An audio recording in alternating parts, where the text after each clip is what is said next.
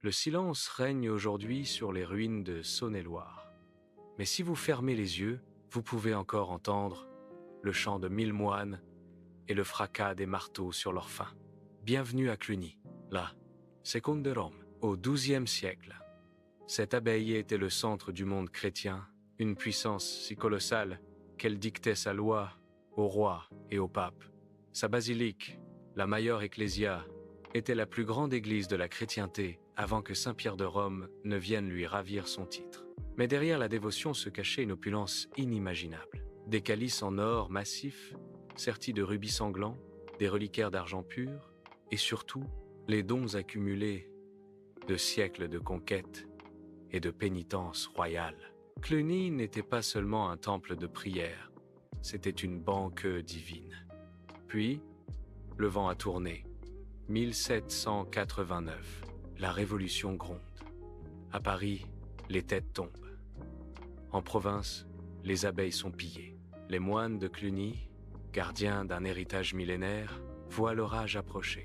La légende raconte qu'une nuit sans lune, alors que les torches des révolutionnaires approchaient, un petit groupe de moines a juré le silence éternel. Ils ont emporté les coffres les plus lourds, les parchemins les plus secrets et les pièces les plus sacrées du trésor. Certains disent que les richesses ont été jetées dans des puits profonds, murées dans les piliers de la nef immense, ou transportées par des galeries souterraines oubliées s'étendant sur des kilomètres sous la ville. Pendant des siècles, on a cru à un mythe.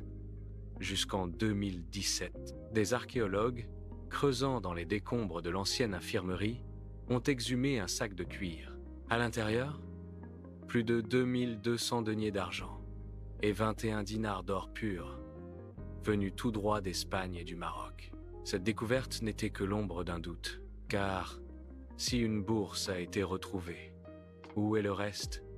Où sont les bustes d'or des saints? Où est la grande croix des abbés? Le trésor de Cluny n'est pas qu'une question d'argent, c'est l'âme disparue de l'Europe médiévale qui attend, quelque part sous la terre de Saône-et-Loire, que quelqu'un ose enfin briser le sceau du secret. Si ces mystères vous fascinent, abonnez-vous pour ne rien manquer de nos prochaines explorations.